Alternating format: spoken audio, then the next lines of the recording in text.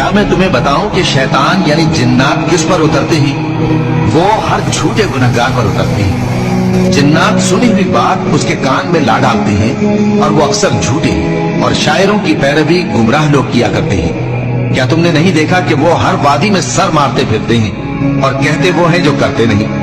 मगर जो लोग ईमान लाए और नेक काम किए और अल्लाह को बहुत याद करते रहे और उन्होंने अपने ऊपर जुल्म होने के बाद इंतकाम भी लिया, और जालिम अनकरीब जान लेंगे कि कौन सी जगह लौट कर जाती है।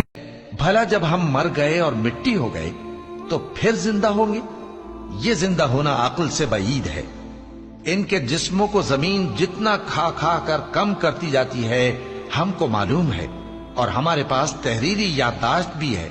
बल्कि अजीब बात यह है कि जब इनके पास दीन हक आ पहुंचा तो इन्होंने उसको झूठ समझा। सो ये एक उलझी हुई बात में पड़े हैं। क्या इन्होंने अपने ऊपर आसमान की तरफ निगाह नहीं की कि हमने उसको कैसे बनाया और सजाया और उसमें कोई शिगाफ तक नहीं? और जमीन को देखो, इसे हमने फैलाया और इसमें पहाड़ रख दिए और इसमें हर तरह की खुशनुमा चीजें उगाई ताकि रुजू लाने वाले बंदे हिदायत और नसीहत हासिल करें। और हमने आसमान से बरकत वाला पानी उतारा और उससे बाग उगाए और खेती का अनाज और लंबे लंबे खजूर के दरख्त जिनका गाभा तह बतह होता है। ये सब कुछ बंदों को रोजी देने के लिए किया है। और इस पानी से हमने मुर्दा जमीन को जिंदा किया। बस इसी तरह क़यामत के रोज निकल पड़ना है।